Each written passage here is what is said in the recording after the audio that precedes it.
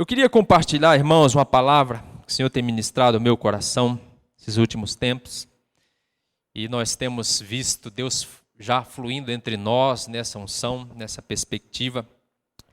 Eu queria falar sobre vencendo o cansaço. Se puder projetar para mim, Gálatas, capítulo 6. Gálatas, capítulo 6, nós vamos ler o texto da palavra de Deus. Gálatas 6, pode ser o verso de número 8. A palavra de Deus diz assim, Gálatas 6:8, diz: quem semeia para a sua carne, na carne colherá destruição, mas quem semeia para o Espírito, no Espírito colherá a vida eterna. Verso de número 9, e não nos cansemos de fazer o bem, pois no seu tempo próprio colheremos se não desanimarmos. Você pode repetir comigo esse texto? Diga assim, não nos cansemos de fazer o bem, pois no tempo próprio colheremos, se não desanimarmos. Amém. Glória a Deus. Irmãos, nós estamos começando aí, mais um ano. Estamos nesse primeiro mês aí. Mas eu creio que você ainda traz consigo uma sensação de cansaço. Uma sensação de que a bateria está fraca. Parece que você está andando com um tanque vazio quando você olha para determinadas áreas da sua vida. Mesmo que você tirou férias, mas parece que você voltou da férias e está mais cansado. Isso acontece porque muitas vezes esse cansaço ele não é físico, mas ele é emocional. Ele é um cansaço da alma. E todos nós, inevitavelmente, irmãos, em algum momento da vida, nós vamos nos deparar com esse tipo de cansaço, com esse tipo de fadiga, com esse tipo de desânimo em relação a alguma área da nossa vida. Quando isso acontece, a nossa tendência é ir desfalecendo, irmos desanimando. A gente viveu um ano aí que foi podemos dizer assim, muitas notícias ruins, muitas aparentes derrotas, e você chega ao começo do ano e parece que você está destruído emocionalmente, fadigado emocionalmente, está cansado. Quando a gente chega no auge desses momentos, o mundo secular vai chamar isso de depressão. Um termo novo tem sido usado, burnout, ou burnout, um termo em inglês para cansaço extremo, fadiga. Mas a promessa de Jesus para nós é que nós deveríamos ir a Ele. O texto sagrado diz, vinde a mim todos os que estáis cansados e sobrecarregados, e eu vos aliviarei. E quando Jesus diz essas palavras, Jesus não está falando do cansaço físico, mas Jesus está falando da sobrecarga espiritual do pecado e da sobrecarga emocional que nós trazemos nas nossas vidas muitas vezes. Eu creio que o Senhor, Ele quer nos deixar leve e nos deixar livres, para que nós possamos começar esse ano, possamos crescer e possamos avançar. Quantos creem nisso? Se você tem percebido, se você tem sensibilidade ao Espírito, você vai perceber que é isso que Deus está fazendo nesses dias. O Senhor está, ao mesmo tempo que Ele alivia a nossa carga, Ele está enchendo o nosso tanque, para que possamos alçar voos mais altos. O pastor tem profetizado isso, eu creio, é de Deus. Amém, irmãos? Agora, o questionamento é, o que nos faz cansar? O que traz sobre nós, na nossa alma, esse tipo de cansaço? E meditando na palavra de Deus, eu encontrei alguns aspectos que faz com que nós nos encontremos muitas vezes nessa situação. Então, primeira coisa que nos traz cansaço na alma, fadiga, desânimo, vontade de desistir de tudo. Primeira coisa é agir na força do braço. É conduzir a nossa vida no esforço próprio. No nosso próprio entendimento.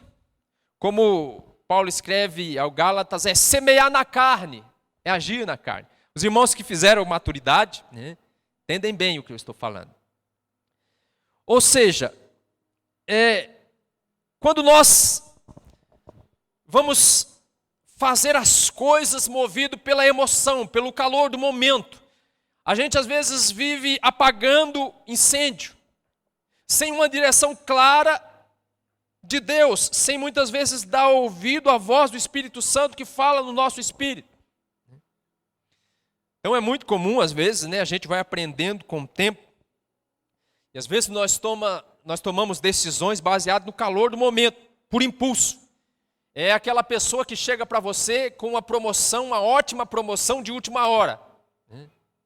E ele apresenta para você o produto, as vantagens, e aí começa a te incentivar, e a te motivar, e até mesmo te persuadir para que você tome uma decisão naquele momento, naquela hora, porque você precisa fazer aquele negócio, porque é uma boa oportunidade, você não pode perder.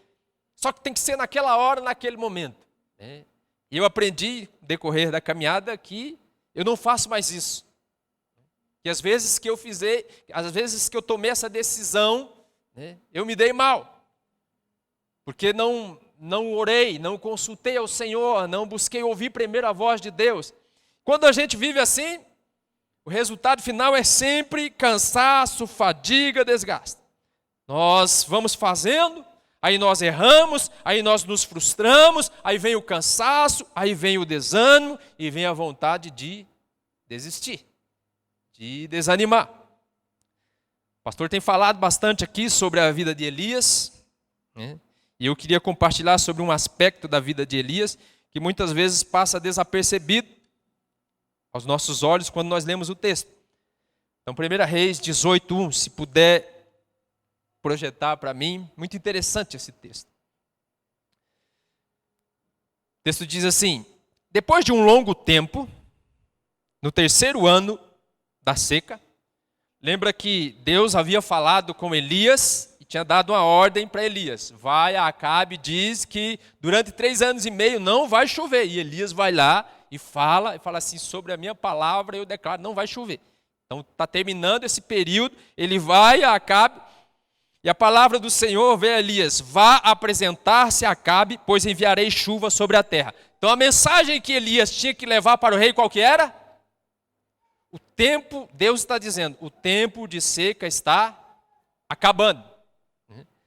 Só que quando você começa a meditar no texto, né, não dá tempo da gente ler o texto, mas você percebe que Elias ele vai a Acabe. Só que no meio do caminho, enquanto ele vai para encontrar com Acabe, ele encontra com Obadias, que era um profeta. E Obadias começa a falar de tudo o que estava acontecendo no reino. Toda a calamidade, toda a crise, toda a seca. E Elias estava sendo procurado. A cabeça de Elias estava a prêmio. Mas quando o rei não encontrava Elias, ele mandava matar os outros profetas.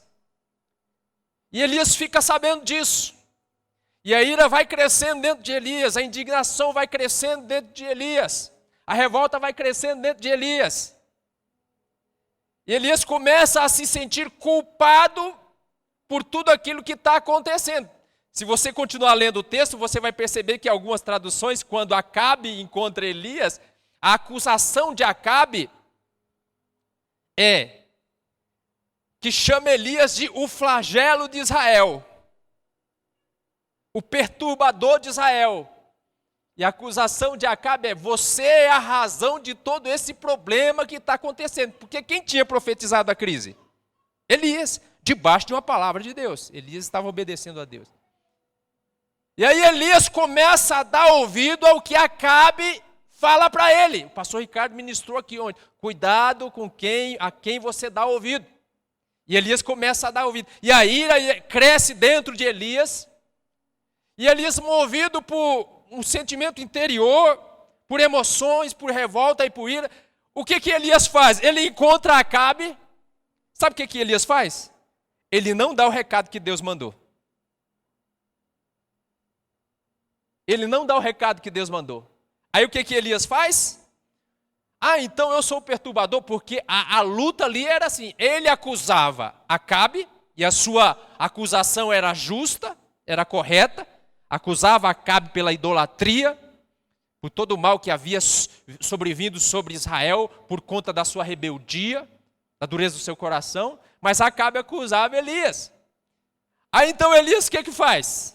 Então o negócio é o seguinte, então nós vamos resolver esse BO aqui. Manda chamar os seus profetas, reúne todo mundo, e Elias monta todo aquele circo, prepara tudo, e Deus realiza maravilhas, fogo desce do céu, poder de Deus se manifesta, mas o que acontece?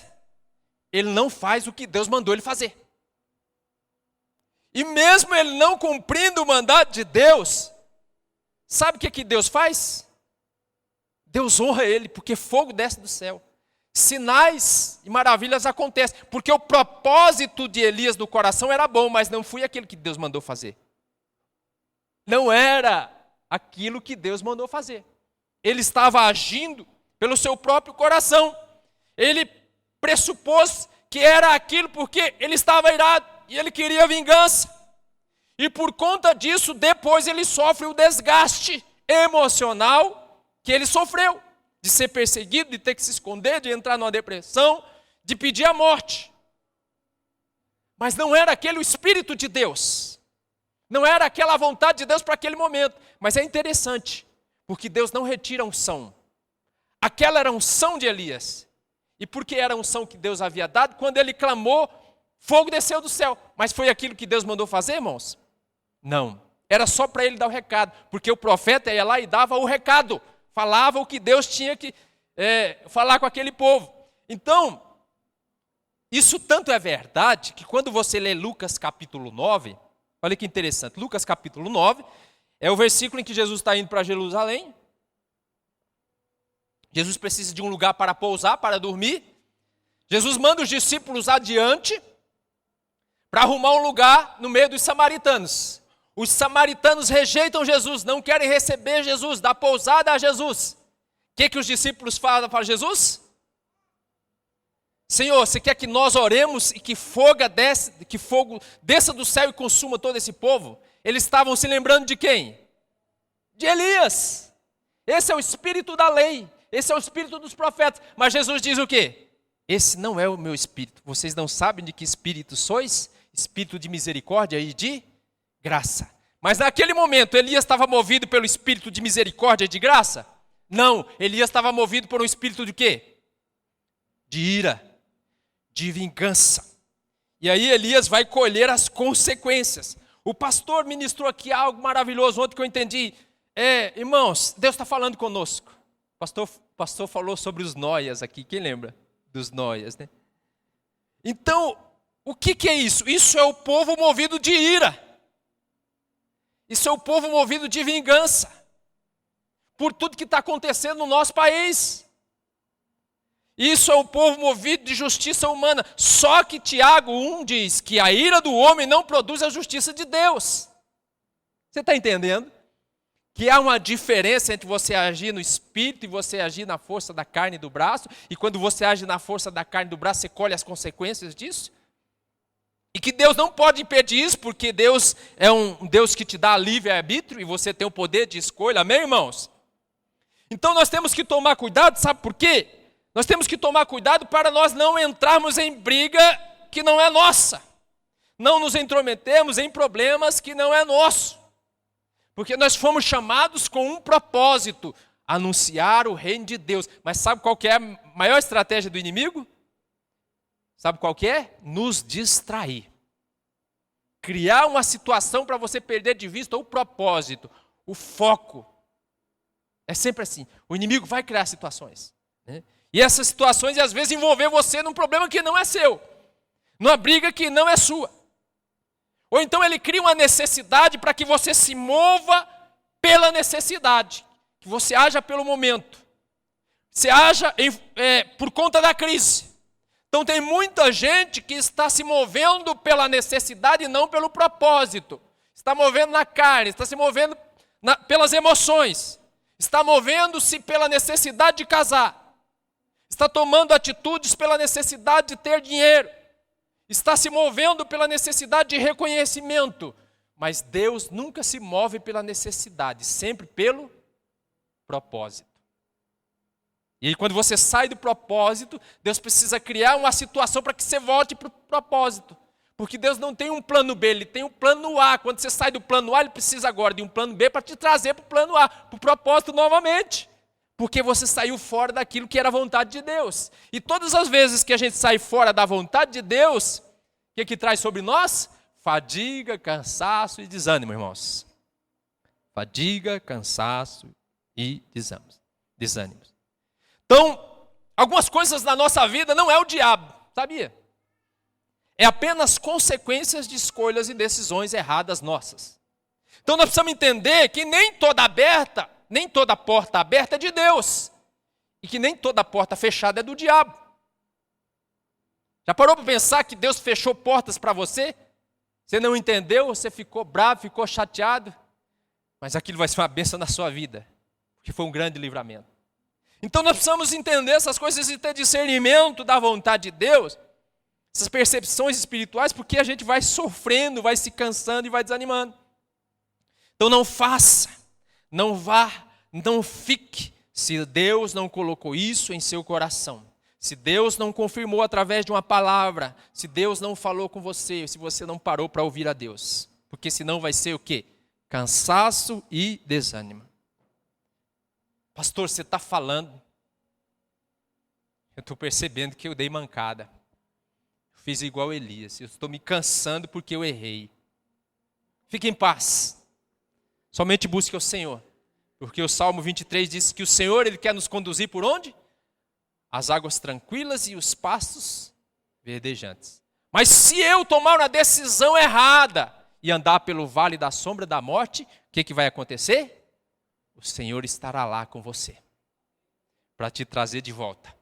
Eu fico às vezes imaginando a cena. E eu fico pensando, Deus olhando para Elias. E pensando, não foi isso que eu mandei ele fazer. O que esse menino está aprontando? Eu estou até vendo o tanto de problema que eu vou ter que resolver depois. Tudo porque ele não teve essa percepção fina. Até porque Elias era homem como nós, irmãos, a Bíblia diz, né? Sujeito às mesmas paixões. Então aí Elias vai colher a consequência. Qual que é a consequência dele? Cansaço, fadiga, uma depressão profunda, desejo de chutar o balde e abandonar tudo. Mas Deus vai lá. Lá no vale, lá na caverna, lá no buraco e traz ele de volta. O Senhor é bom. Aleluia. Então isso traz cansaço na nossa vida. Uma outra coisa que traz muito cansaço na nossa vida, na nossa alma, é semear e não colher. Ou semear e não colher como nós esperamos e imaginamos. Porque a promessa é que haverá uma colheita. Mas nem sempre ela vem no tempo que a gente espera, da maneira como a gente espera. Às vezes você trabalha, você se esforça, você investe, se dedica, você faz tudo certo, conforme manda a cartilha. Você faz o bem. Você investe, você se dedica ao seu casamento, você investe no seu ministério, você semeia no seu ministério, você estuda, você se prepara há anos para ser um bom profissional, para ter um bom emprego, você elabora um projeto, planeja tudo na sua mente, tá tudo parece que perfeito, você tem um sonho, você se prepara para aquele sonho, mas os anos vão se passando, a vida vai caminhando e você percebe que você não colhe aquilo que você semeou, que você plantou. O que acontece quando isso vem sobre nós, irmãos? A gente começa a sentir o quê? Cansaço. A gente começa a se fadigar. A colheita não vem, o resultado não aparece. Você olha e pensa, perdi meu tempo. Gastei força e energia. Sacrifiquei o que eu não tinha. Aí bate o quê? Desânimo e cansaço. E se você se render a isso, vem o desfalecimento total. Um exemplo disso é Juízes capítulo 6 e o verso de número 13. Juízes 6, 13. Gideão contexto aqui de Israel é que Israel plantava, Israel semeava, se dedicava, se esforçava, trabalhava. Mas quando o negócio parecia que ia acontecer, os inimigos vinham, destruía todas as colheitas, derrubava tudo. No final não sobrava nada para Israel colher. E numa situação dessa, Gideão, desanimado, com medo, escondido na caverna, o Senhor aparece a Gideão. E o Senhor fala com Gideão, o anjo aparece, né, a Gideão, e fala volta o versículo anterior, o 12. Então o anjo do Senhor apareceu a Gideão e lhe disse: o Senhor está contigo, poderoso guerreiro. Aí você percebe o desânimo, o cansaço nas falas de Gideão. Olha como que Gideão fala: Senhor. Percebe que você está cansado, você dá aquela respirada funda. Senhor. Gideão respondeu: se o Senhor está conosco, por que aconteceu tudo isso? Onde estão as suas maravilhas que os nossos pais nos contam? Quando dizem, não foi o Senhor que nos tirou do Egito, mas agora o Senhor nos abandonou e nos entregou nas mãos de Midian, ou dos medianitas. Você consegue perceber a frustração na fala de Gideão? Pelo cansaço? Por semear, semear, semear e nunca colher? E nunca ter perspectiva? É muito ruim quando você não tem perspectiva das coisas, né? Porque aí você vai se cansar. O mesmo acontece com os discípulos. Em Lucas capítulo 5, verso 5, Jesus está, né, passando. E aí Jesus dá uma ordem para os discípulos. E aí a gente percebe, né? Jesus quer que os discípulos voltem a pescar. Mas você percebe a frustração, o desânimo, o cansaço, né? Na resposta de Pedro, porque semearam e não colheram a noite inteira. Simão respondeu: mestre, esforçamo-nos a noite inteira e não pegamos nada. Mas porque és tu que está dizendo isso, vou lançar as redes. Ou seja, Pedro e os discípulos estavam cansados. A noite inteira jogando rede, lançando rede, puxa rede, lança rede, puxa rede. Joga de um lado, joga do outro, para frente, para trás. Ora, ajoelha, pede direção a Deus, joga de novo e nada. E não há resultado, não há colheita, não há pesca. Chega no final do dia, o cara passou a noite inteira. Trabalhar à noite não é fácil, não, irmãos. Chega no dia, desanimado, cansado.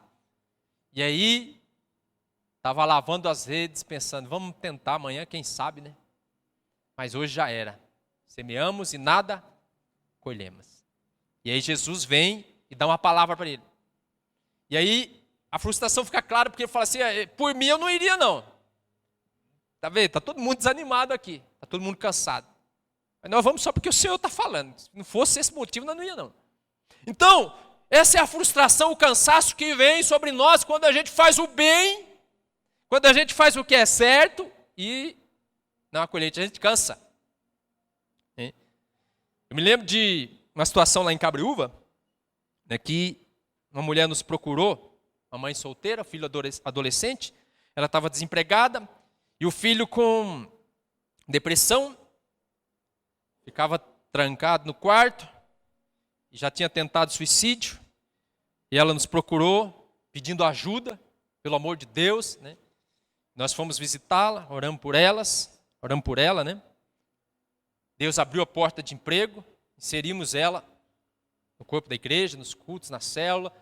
A adolescente se envolveu na célula junto com os outros jovens. Pouco a pouco foi melhorando. Nós mandamos ele para o encontro. Estava empolgado. Deus estava restaurando. O bem estava sendo feito porque houve uma semeadura. E nós animados, todo mundo animado, né? Vai ter colheita, vai ser bênção. Mas de repente, né, há um conflito, há uma dificuldade de relacionamento, né? E essa mulher vira a cabeça e começa de uma maneira maligna, né? O pastor até ministrou ontem sobre o espírito de Jezabel. Ela começa a falar mal do pastor. e descer a lenha no pastor. Falar mal da pastora e falar mal e tal, e criticar e colocar nas redes sociais e divulgar o nosso nome nas empresas. Quando isso acontece, irmãos, é ruim, sabe por quê? Porque você desanima. Você faz o bem e não há colheita. Você semeia o bem, mas você colhe ingratidão. Então a tendência é desanimar. E aí eu me lembro, né, que aí ela mudou. Ela viu que falar mal do pastor e da pastora não ia dar resultado, começou a falar mal da igreja, a criticar a igreja. E aí, falei, bom, aí já é outra coisa. Aí já é outro nível. Porque mexer com a noiva dos outros não é bom, né? Tem um risco.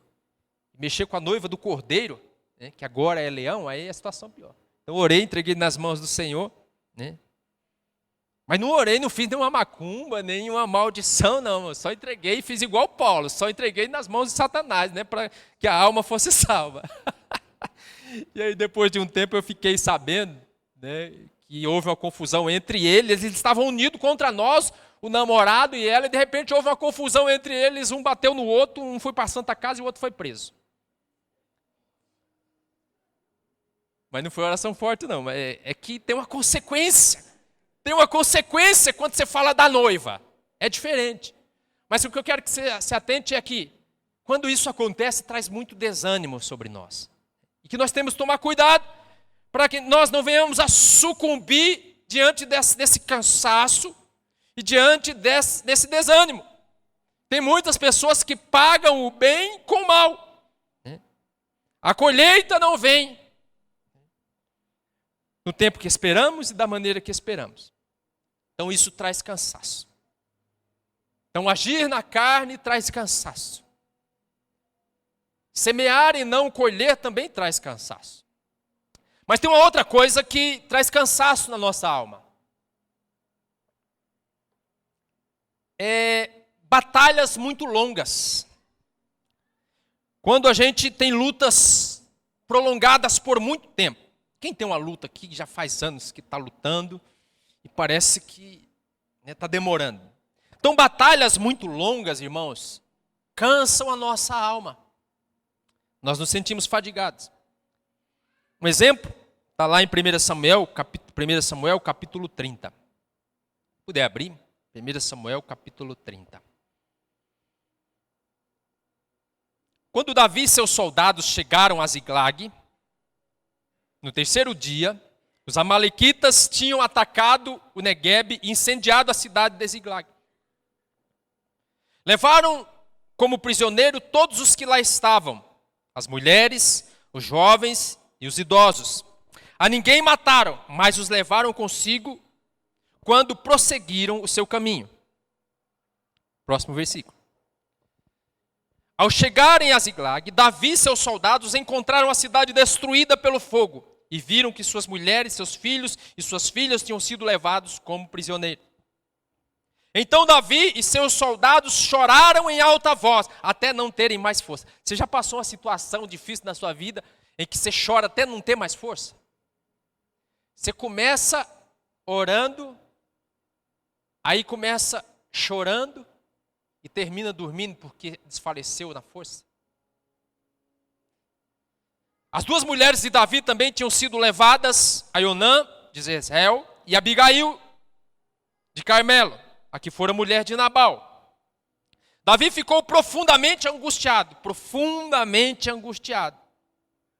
pois os homens falavam em apedrejá-lo.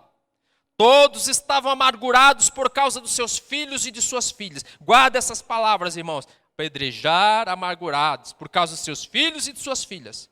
Davi, porém, fortaleceu-se no Senhor, o seu Deus. Diga, Davi se fortaleceu no Senhor. Então Davi disse ao sacerdote Abiatar, filho de Aimeleque, trague-me o colete sacerdotal. Abiatar o trouxe a Davi. E ele perguntou ao Senhor, Davi aqui, irmão, sabe o que ele está fazendo aqui? No pior momento da sua vida, Davi está procurando o altar. Davi está erguendo a tenda. Davi está buscando água do poço. E ele perguntou ao Senhor, devo perseguir esse bando de invasores? Irei alcançá-los? O Senhor respondeu: persegui-os até, e é certo que você os alcançará e conseguirá libertar os prisioneiros. Você percebe que há uma diferença na atitude de Davi e de Elias? Davi foi lá buscar a orientação do Senhor, antes de tomar qualquer atitude. Mas eu quero que você entenda a vida, um pouco da vida de Davi, até Davi chegar nesse momento. Então Davi é levantado por Deus, Deus fala com o profeta Samuel, ele vai e unge Davi, Davi ainda adolescente, e Davi é ungido e recebe promessas de Deus, promessas. Davi, ainda jovem, se levanta e vai lutar contra o gigante Golias. Davi vai lá para fazer o bem, porque Saul, que deveria lutar, se acovardou, não quis lutar. Deus levanta Davi, e Davi vai e faz o bem, derrota aquele gigante. Davi começa a servir Saul em seu reino, com seus louvores, com a sua unção. O texto diz que Saul ficava oprimido por demônios e não conseguia se libertar, e Davi ia lá fazer o bem para Saul. Cantava louvores, adorava a Deus e Saul era liberto. E era assim a vida de Davi, semeando o bem. E o que ele colhia? O mal. Quando Saul acabava de ficar liberto, que ele via Davi na frente, ele jogava uma lança para tentar matar Davi. Por conta da inveja, por conta da amargura, por conta do ressentimento. E Saul começa agora a perseguir Davi, Davi tem que fugir por todo o reino de Israel. E agora, aquele a quem Davi fez o bem, vai fazer só o mal para Davi. E por anos, 14 anos da sua vida, Davi tem que viver perambulando pelos desertos, se escondendo em cavernas, fugindo de Saul. Você sabe, irmãos, fugir já não é fácil, fugir de uma pessoa, mas fugir do rei. Fugir da maior autoridade, daquele que tem os maiores exércitos, não é fácil. Mas essa é a vida de Davi, se escondendo em buracos, se envolvendo com pessoas endividadas, amarguradas, tristes, ralé. Porque, embora ele tenha semeado o bem, só está colhendo o mal. A batalha é muito longa, irmãos. São 14 anos Davi nessa vida. Davi nessa vida. E quando parece que a coisa vai melhorar, quando há a mínima perspectiva de que a coisa vai fluir, Davi chega nesse cenário, no pior momento da sua vida. Esse é o pior momento da vida de Davi. Aqui Davi está no fundo do poço. E Davi chega e o pior acontece. Davi e sua equipe estavam fazendo a vontade de Deus. Mas eles sofrem aqui uma grande derrota. É duro, irmãos. Como diz o nordestino, não é fácil não, caba velho. Você está numa luta há muitos anos, na expectativa de vitória, de colheita. De repente você sofre um baque ainda maior. Quando parece que a coisa não vai piorar, piora. Quando parece que você chegou no fim, a coisa ainda piora um pouquinho mais. E aí, Davi chega no fundo do poço, Davi chega no seu limite. Você sabe, todos nós, em algum momento da vida, vamos passar por situações como essa que Davi passou. Lutas muito longas, batalhas muito longas, cansam a nossa alma. Sabe, às vezes você está muito tempo orando, jejuando, para que o seu cônjuge se converta. E você olha e parece que a situação só piora. Uma batalha muito longa. Minha mãe orou pelo meu pai muitos e muitos anos. Até hoje ele não se converteu direito ainda. Mas Deus vai orar. Vai chegar a hora da colheita. Sabe, mas desanima. O cansaço bate. Sabe, muitos anos você trabalhando, investindo, se dedicando ao seu ministério, para que a sua célula cresça, para que a sua célula se multiplique, avance. Sabe, chega uma hora que bate o cansaço, bate o desânimo, bate a vontade de desistir. Muito tempo você fazendo bem para as pessoas, você semeando a palavra, semeando oração, mas você percebe que você só colhe o quê? Ingratidão. Só colhe o mal. Isso desgasta. Talvez você está muito tempo lutando contra o mesmo tipo de pecado, tentando vencer esse pecado. Mas você está colhendo derrota atrás de derrota, fracasso atrás de fracasso. Vai passando o tempo e você não vê resultado. Qual que é a tendência?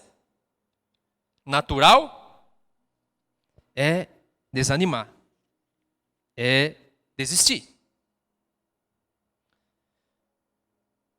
Você chega às vezes num culto como esse, às vezes na reunião de célula, você fala, estou cansado. Cansado de crer. Cansado de ouvir pregação. Estou cansado de ouvir louvor. Estou cansado da vida. Você começa o ano, não tem perspectiva. Provérbios 13, 12. Né? Provérbios 13, 12. A esperança que se retarda deixa o coração doente, mas o anseio satisfeito é árvore de vida. Então você vai ficando amargurado, você vai ficando ressentido, você vai ficando desanimado, que as coisas não acontecem, fruto não vem. Mas deixa eu falar algo para você, e essa palavra é para desafiar você. Eu sei que, embora a vontade seja muito grande, irmãos, quando nós estamos cansados, nós não precisamos desistir. Quando nós estamos cansados, nós precisamos de descanso. Nós precisamos de renovo. O pastor ministrou aqui sobre Elias, e é justamente o que Deus faz com Elias, consertando as besteiras que Elias fez. Deus vai lá na caverna e promove para o quê? Elias, descanso, renovo. Sabe, irmãos, quando nós não alcançamos os nossos objetivos, os nossos alvos, nós não precisamos desistir deles. Nós precisamos mudar a estratégia e não mudar o objetivo. Nós precisamos mudar a forma com que nós estamos fazendo, fazer de outra maneira, mas nunca abandonar o chamado. Nunca abandonar o propósito, nunca deixar a vontade de Deus. Por isso que Paulo vai falar aos Gálatas, não nos cansemos, não se deixe cansar, não se deixe dominar. E é exatamente isso que Davi faz. Quando nós lemos o final do texto de Samuel, a Bíblia diz que Davi fez o quê? Ele se reanimou no... Davi chorou, irmãos? Sim. Davi se lamentou? Sim. Davi ficou de luto ali por algum tempo? Sim. Mas qual foi a atitude de Davi? Que mudou tudo. Qual foi? Ele tomou uma atitude de fé. E ele decidiu se reanimar e buscar o Senhor novamente. Sabe por quê? Porque Davi sabia que só o seu Deus poderia renovar as suas forças. Poderia resolver aquele problema. Davi tem essa atitude, Davi, ele engole o choro ali. É difícil, irmãos. Eu estou falando aqui, parece que falando fica fácil. Mas quando você está vivendo a situação, é preciso que você clame ao Espírito Santo, para que te ajude nesses momentos. Que você não tem força nem para chorar. Você precisa pedir, Espírito Santo, me ajude a reanimar no Senhor. Aí você precisa estar no poço. Aí você precisa estar na tenda, aí você precisa estar no altar do Senhor. Então Davi chorou e se lamentou, mas Davi abandonou o luto. Sabe por quê? Isso é maravilhoso. Isso é maravilhoso. Sabe por que Davi fez isso? Porque Davi já tinha passado por experiências parecidas antes. Quando seu filho morreu, o que Davi fez? Chorou, se lamentou, mas depois é maravilhoso, irmãos. Isso.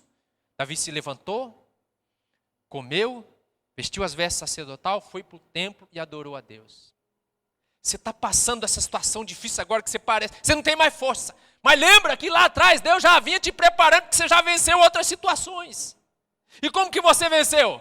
renovando as forças do Senhor. E agora o Espírito Santo está aqui me usando para dizer, renova de novo as forças no Senhor. Essa batalha é maior, mas eu tenho nova força para você. Eu tenho novo vigor para você. E é isso que Davi faz. Então você pode lamentar, pode chorar, mas chega um momento em que você tem que abandonar o lamento, você tem que deixar a autopiedade, você tem que deixar a autocomiseração, porque elas só roubam as suas forças. Você já esteve nesse estado? De sentir dó de si mesmo?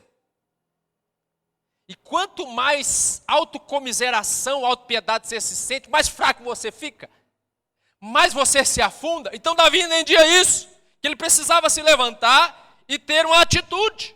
E foi isso que Davi fez. Porque o lamento e a autopiedade, a autocomiseração só roubam as nossas forças. Quanto mais autopiedade você tem, autocomiseração, mais amargurado você fica. Mais ressentido você fica. Aí você vem com aquele negócio que é a sensação de Elias, né? Eu estou só. Ninguém gosta de mim. Todo mundo me abandonou.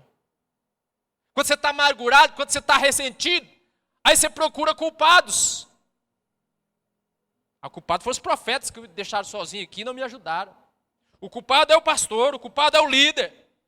O culpado é meu pai. O culpado é o meu cônjuge.